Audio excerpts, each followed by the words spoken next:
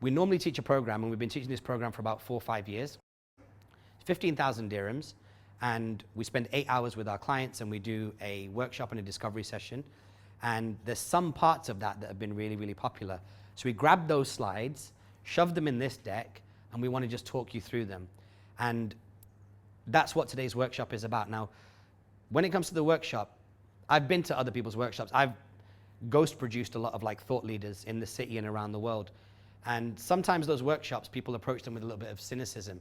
And so the first thing I want to do, selfishly speaking, is I want to kind of expel the cynicism. And I want to explain what it is that we're going to be doing today. So here's our commitment to you today. It's really in the name of the workshop, creative content for brand building. So specifically when we look at something like creativity, who would describe themselves as creative in general? In general. Not too many folks, eh? 1, 2, 3. Okay, so then my next question, if there was more answers to that, would have been, who thinks that they've got enough creativity to fuel their business or protect themselves against a down market? What we've learned as a result of putting out thousands and thousands of hours of content is that there is actually like a structure that you can follow. I don't want to say formula, but definitely a framework. And when it comes to putting creativity together, that will allow you to then kind of build your brand. Next up, content. Content's an interesting one.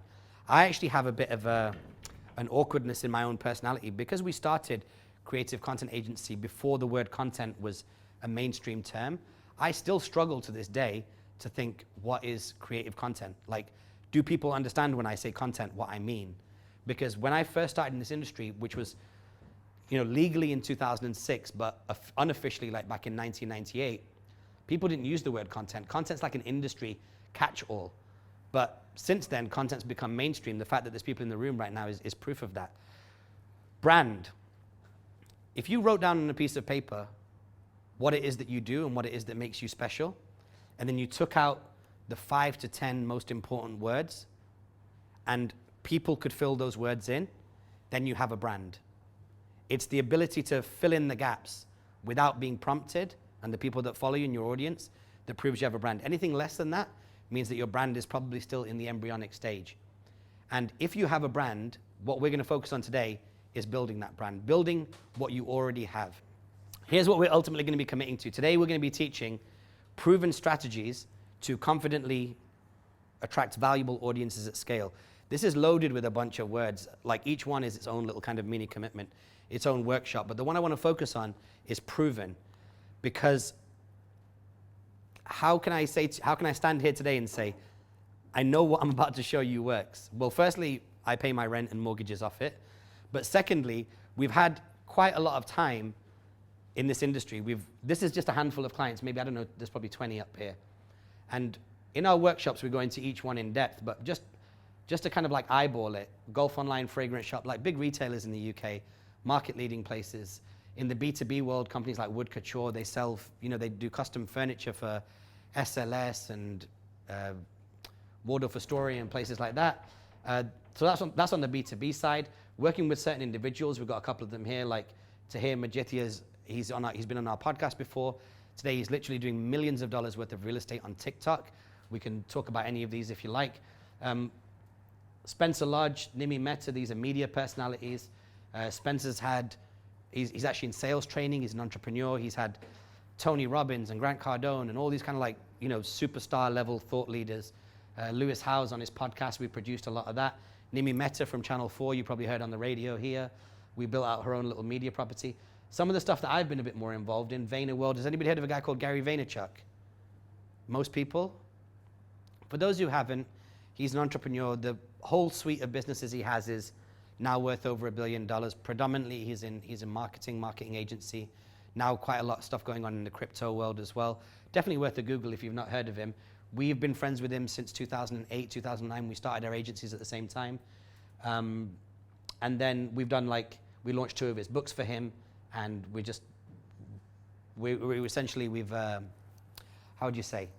kind of been early on the thought process. And the benefit of that is that when you see somebody like that and many other celebrities that we worked with early in their careers, you kind of understand what's applicable for most people in the room today. Fat Man Scoop, 2 times Grammy Award winner. We produced a whole bunch of content for him, especially during COVID. Sugar Hill Gang, they made the first rap record. whole bunch of celebrity content for them. Bench events, super B2B, like shooting presidents and prime ministers and sector leaders. Blue Sky Thinking Group, they've got software and a whole bunch of other stuff. So I say all that to say this, which is that everything that we teach, somebody asked me the other day, like, what's going to make your course unique? I was like, everything that we teach is all based on real world stuff. We've not gone around the internet and skimmed a bunch of quotes and put them together in a motivational way. Like, these guys have spent millions of dirhams with us to make millions of impressions. And of course, you can't do that much content and do that much business without coming to some conclusions along the way. So, strategies is another key word. How would you define strategies? Anybody? Planning, scheduling, budgeting, Mm-hmm. financing. Yeah. All of them have their own strategies, yeah. Anybody else? It's the long-term plan for your business and Yeah. promoting it and granting it. So this is a long-term, you're talking about years, not 5 years. So you have an idea about what you're going to do, how you're going to move from one step to another step. So this is a very long-term plan. Yeah, it's long-term. Long-term is definitely part of it. I'd say it's just how to compete. Wherever you're Competitive strategy, yeah, good point, good point. Action of plan. I beg your pardon? Action of plan. Actionable plan, yeah. And within those actions, that's actually a good segue, because one of the best ways to understand strategy is, of course, it has to be goal oriented and has to be directionally correct. And along the way, there can be, like, you know, some changes that you need to make. But for me personally, one of the ways that I understood strategy is make sure that I separate it from tactics. Now, I probably could have made a lot more money if, instead of my business being called the Creative Content Agency, we were able to call it the Social Media Content Agency or the Creative Social Media Agency. Just having that sexy buzzword in there would have made it way more appealing. But what we do is we focus a lot more on content rather than the media or the specific social media, and we focus a lot more on the strategy rather than the tactics, because tactics are down to the individual platform you're working on. Let me give you an example. When you look at tactics, you see people on Instagram or you see people in workshops pushing stuff like this, like post before breakfast and lunch to get more views, or ride every single trend or meme or viral moment. And that's going to give your business and your brand a little dopamine hit. Do you know what I mean? Like, if everybody starts going on the internet and dancing and pointing, yeah, you're doing what everybody else is doing, but is that going to give you a sustainable business over a 20, 30-year window when maybe you might not want to work as hard? So it's about getting that mix right. Strategy is much more like this: to be loved by our customers even when they don't need us. This is much more where I've built our portfolio. Like, when I think about all of our brands, is it a brand that people care about even when they're not necessarily transacting with us? In this market here in Dubai, we're now 4,000 people, like, across all of our brands, maybe more. But we have an agency that looks after, at most, at our peak, 6 clients. So that means we have 3,994, you know, lacking sleep maths, but I think that's right, 3,994 people in the city of Dubai that do not transact with us at all, but are always on the other end of the phone if we need them. So we teach much more on the strategy side, and that's what today is going to be pointing towards. How many strategies? 6. How many today? 1, because we've only got a little bit of time. We'll touch on the others, but we're going to go into, and of course it depends on the Q&A, and you can jump in anytime you want, but that's the reason why. And why only 1? Because a strategy needs context to be effective. In this room right now, we have multiple contexts. There's no such thing as a one-size-fits-all strategy. There are strategies that work at a high level, but they need to be specifically wrapped around your business and tailored to make sure that they fit and they get you the result that you want. Does that make sense? And of course, because we're talking about creative content for brand building, creative content is a derivative of where the brand is meant to go. The brand is not a derivative of the content you make. So if your brand strategy is in place, or if you've got some idea of what your brand is, you'll then have some sort of direction as to what your content strategy should be. What you find yourself then when you've got a whole bunch of strategies that you're putting together, especially in a very exciting market like Dubai where there's a lot of stuff really going on, is you find yourself with a lot of options. We actually find this to be a detrimental thing for our clients. When you've got too many options, too many platforms, too many directions you can go in. It's not really about having so many options. What you want to do is you want to then create a situation where you've got your options and your order. It's about making sure that your options are in the right order. And even if that means that you go for one of your options that's not necessarily the most logical one or the most popular one, at least you stick with one. And I say all that to say this, which is that we've had in our agency, a lot of people that are just like what we call like single strategy stars.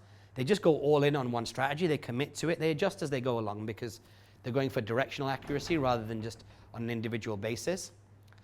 And this is the roadmap that we've worked them through. The first thing that we do is we try and set the foundation of what content is. We try to make sure that us and our clients and our students and everybody's looking at things foundationally the right way. Once you know what the lay of the land is, on top of that we push a framework. And I'm going to show you the framework that we use today. And then as a result of that framework and the little components that are sliced out of it, when you put those components in order, you've then got a strategy. So we've taken lots and lots of different bits of work that we do today. We've grabbed the best bits and we're gonna share it with you. So let's start off with the foundation. Who's ever been in a situation, especially last year, when a lot of people were like at home a lot, where they've just fallen down a Google rabbit hole? Just by raise of hands, don't be embarrassed, it's a safe space. I didn't understand Google. It means when you type something into Google and you end up just Googling and Googling and searching, and next thing you know, it's April. Yeah, that kind of thing, okay? So we've all been there. This is the one that happened to me that I remember the most, or I guess the one that impacted me the most. I searched, why do people wear ties? The reason why I searched why do people wear ties is there's a big like conglomerate company here that owns a bunch of hotels in the city, like well-known hotels. And they bought one of our programs from us, so I went along, and the day before they called me and they said, hey Raj, just let you know, when you come by tomorrow, please don't wear a tie. So I was a bit confused. I was like, all right, okay. Like, is it because they're having like a dress down day, or is it because they see me on the internet and they know that I wear this same outfit to weddings, funerals, bar mitzvahs? Like, it's like, maybe they're just trying to like fit in. But the point being is, I searched it and I had the time on my hands. And the furthest I could go back in this Google search was that the earliest images that we have of ties are actually in the form of statues. In 97 BC, the Chinese terracotta army had ties around their neck.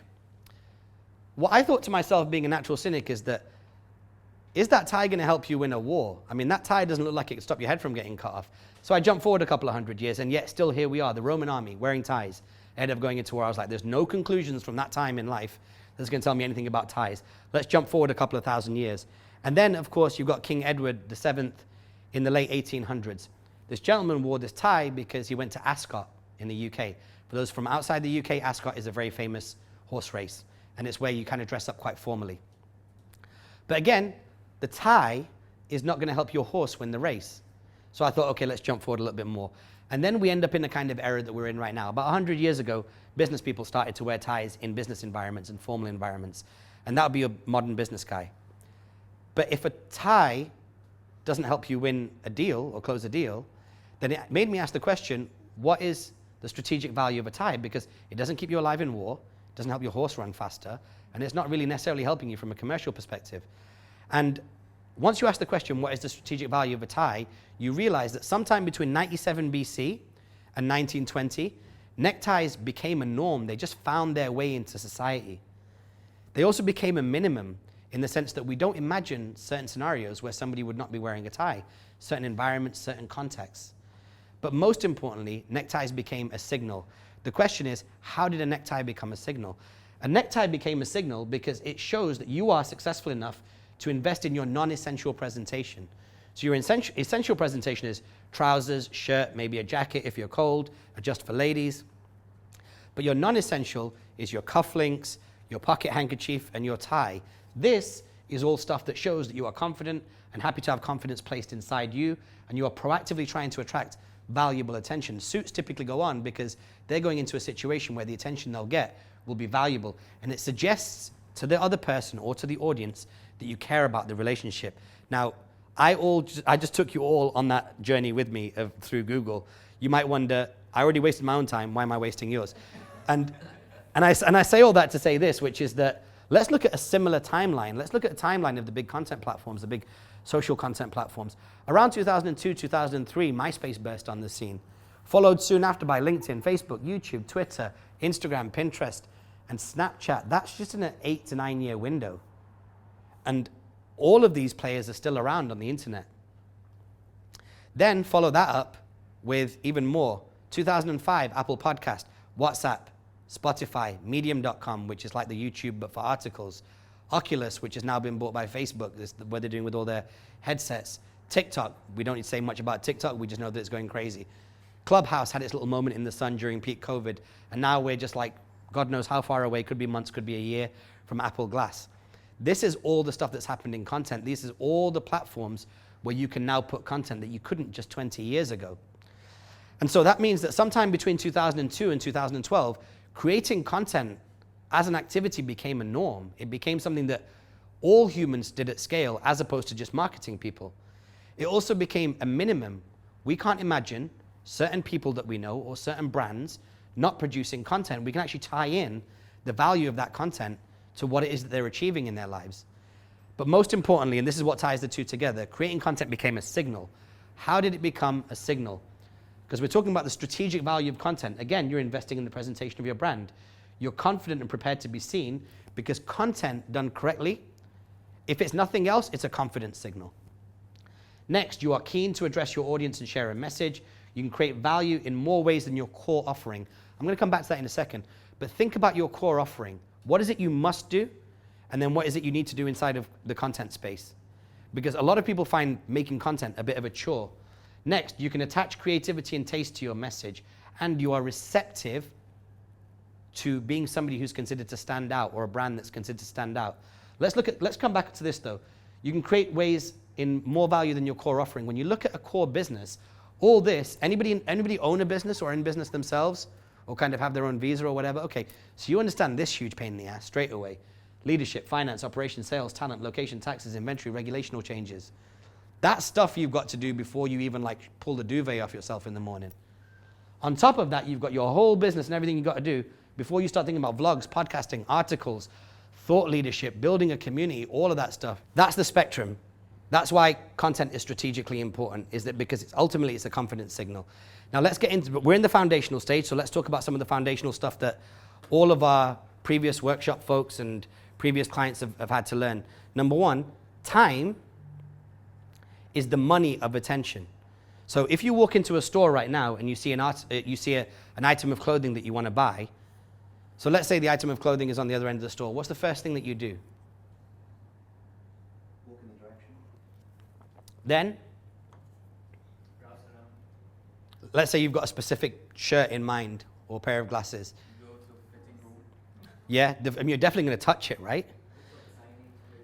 Yeah, so you've seen it, you're like, okay, from a distance, it looks like it feels like this. You then touch it, does it not? It's at that point that your imagination starts going, okay, let's run some scenarios. Would this be good for that pre-wedding party that I'm going to be going to in Monaco? Will it be good for lounging around the house? Will it be good for brunch? What will it be good for?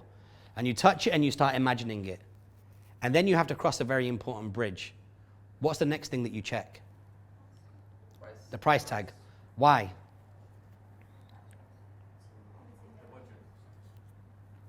The budget. The price tag is the proxy. The price tag is the proxy between the return you think you're going to get and all these scenarios that you've built in your head since you've touched it and your original interest. It's the qualifier. And what qualifies you is effectively your affordability, the amount of money you have on your debit card or your credit card at that time.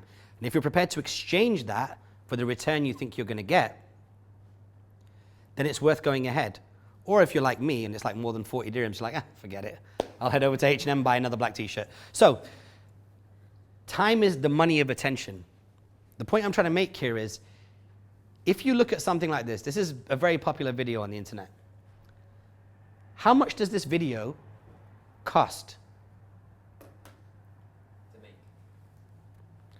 Answer the question from wherever you think. And dollars or dirhams? It's actually a very, very smart, it's a very, very quick-witted thing to say. Dollars or dirhams? What if I said neither? I think it costs the time because Joe has to approach first Ellen and see if he's available to come and do this podcast. That's something that Joe Rogan had to do, yeah? Joe had to approach Elon and invest the time. But how much time are you paying for this clip? Correct. Good answer. You're paying 2 hours and 37 plus change, plus 0.3. And what you're getting in return is one of the world's most established podcasters talking to one of the world's most established entrepreneurs. On the label, it says Joe Rogan Experience, Elon Musk. That's it. It doesn't even say what they talk about, what any of the conclusions are. The thumbnail doesn't even say what's going on inside there. It's not even got the crazy moment where Elon had something in his mouth and he pulled the funny face. It's not even that. It's just this man talking to this man is going to cost you 2 hours and 37 minutes of the time that you keep in your wallet. Do you see what I mean? That's your affordability. I'm going to start dropping little strategy bits as we go along because this is something that all of our clients need to know. So if you've got 2 hours and 37 minutes and this is interesting to you, you'll deploy that 2 hours and 37 minutes and consume it. But if you're like rushing to the airport or you've got something going on and you don't have the affordability of 2 hours and 37 minutes, you're not going to do it. Bear in mind, this is two people at the top of their game. Where most folks are in their journey is they're not considered at the absolute top of their game. They're on their way up. Most of the people that have been successful with us have tried a content strategy and it's not worked out prior to us. They've tried a content strategy and it's worked out for a little bit of time and then it's not working out anymore, or they've not tried at all. I say all that to say this. People ask themselves, can I afford to pay 2 hours and 37 minutes in return for this broad offering on YouTube? Where our clients have been successful, and one of the things that we teach people is this. What is the price of this video? How much does this video cost? 4 minutes and 51 seconds. What do you get in return? Yeah, overheads of owning a property in Dubai. It's not this person talks to this person or guy stands on a balcony. It's literally saying, if you pay me this much in time, I will give you this. Both elements are more explicit. The cost is lower and the return is much more explicit of what you're going to get. Now, if you think about, just going back to the clothing analogy, has anybody got in their house at home like a dream item, a flagship item, a jacket, a dress, or whatever from like a designer brand? On the way to buying that, people buy cufflinks, belts, socks.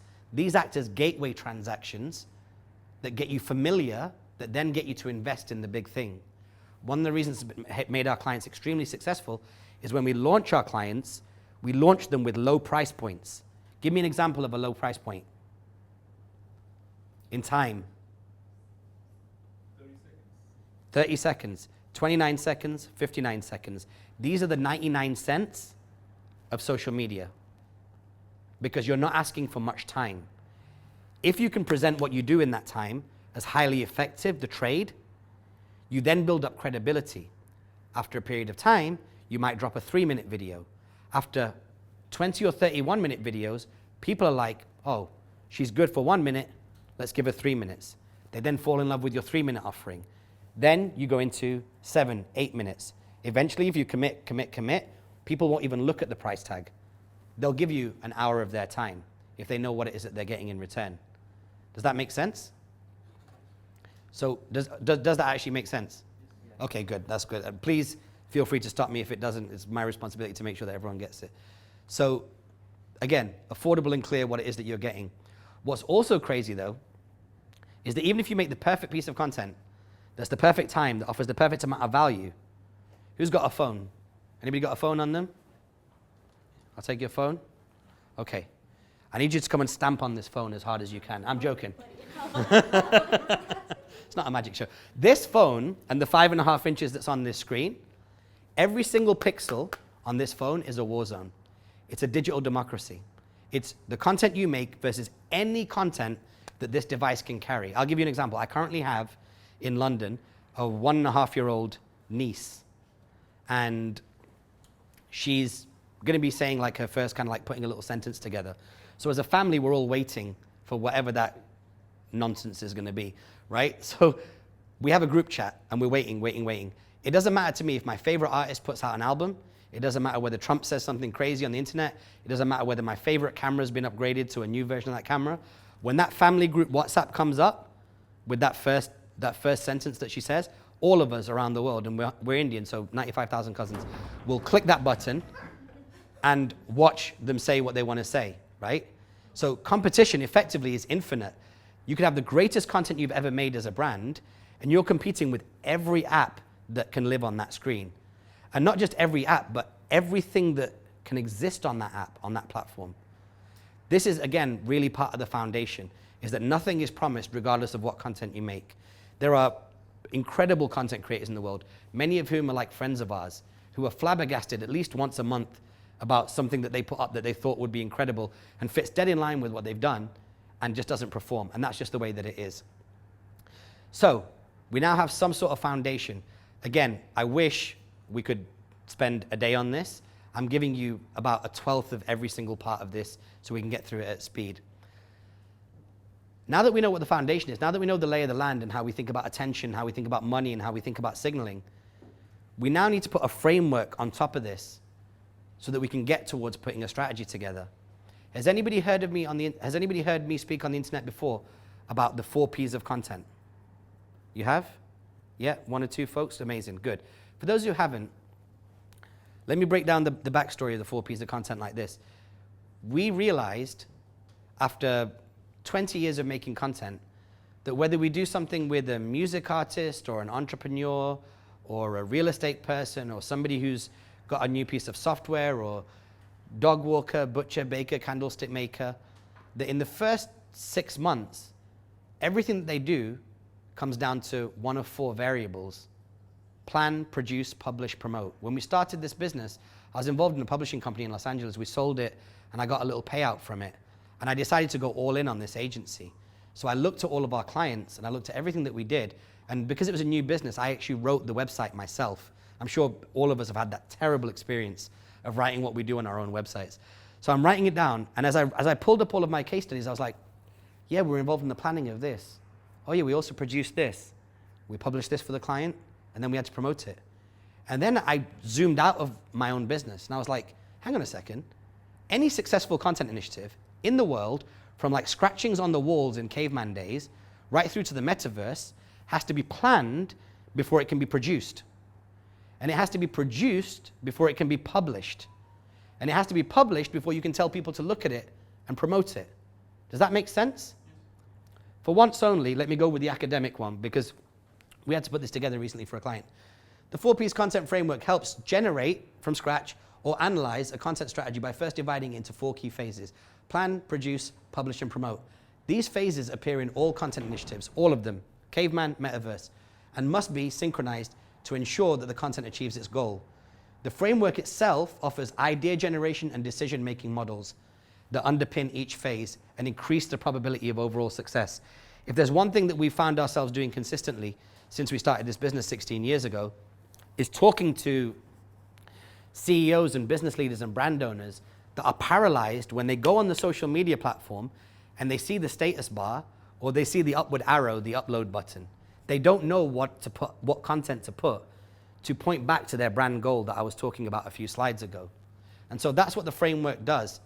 So how do people use the framework? Firstly, it's to create unlimited ideas.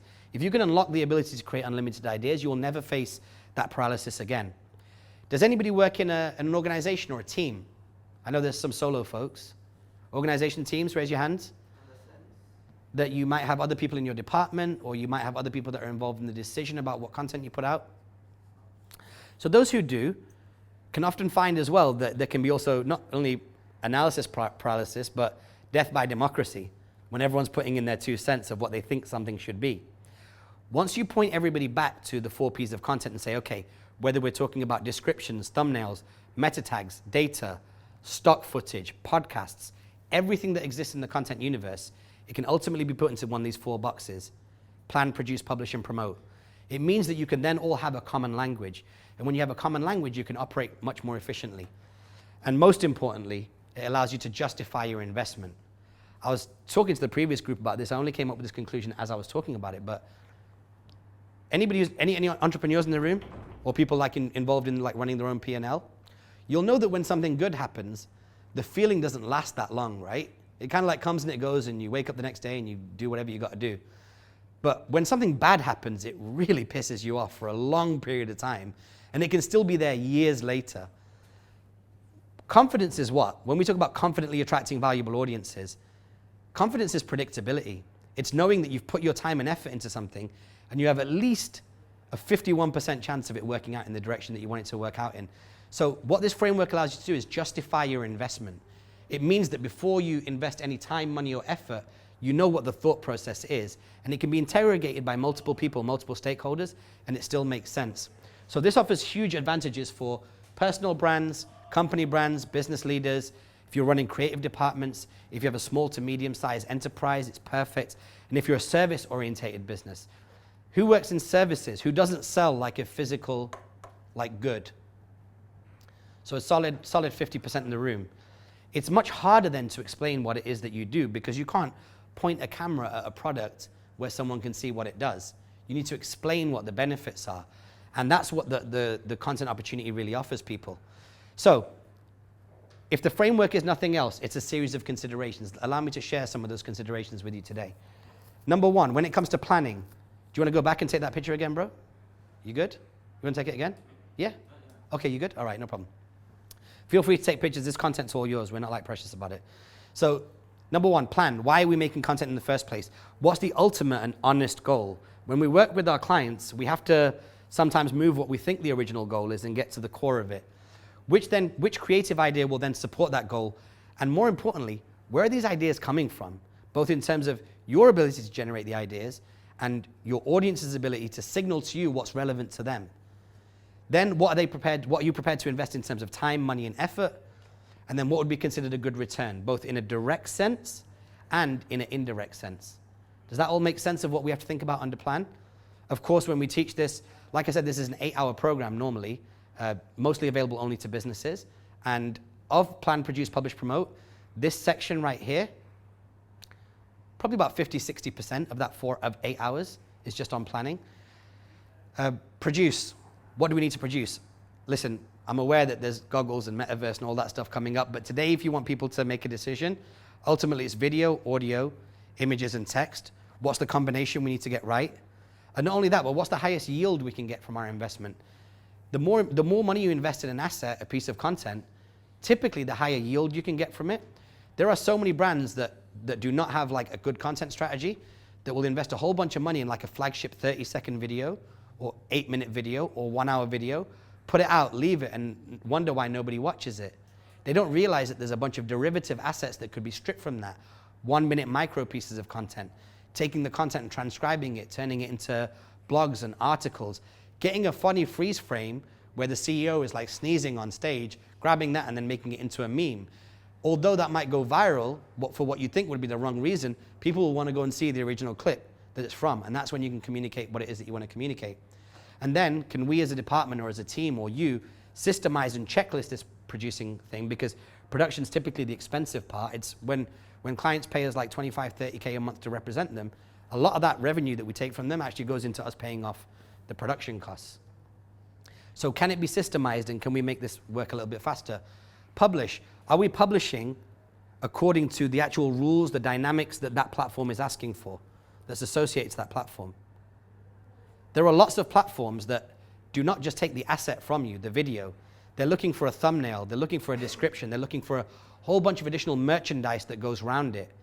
What we've found in our experience is that at least half of the time is invested in thinking about those assets whilst we're producing the core asset. Does that make sense? And the publishing.